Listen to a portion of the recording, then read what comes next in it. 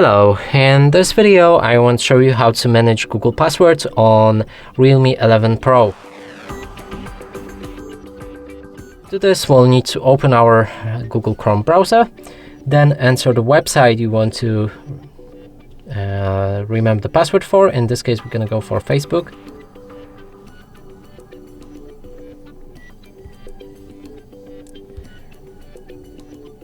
Now before we actually start saving our password, we'll need to activate this feature, and to do this you can either click on this arrow pointing up, or if you have three dots just like that, and then select the settings.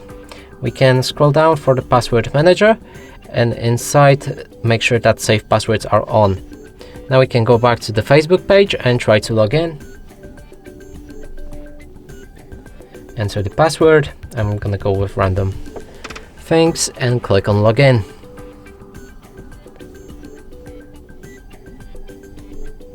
Now in the moment we should see our password pop up. Let's try again, sometimes it might not work.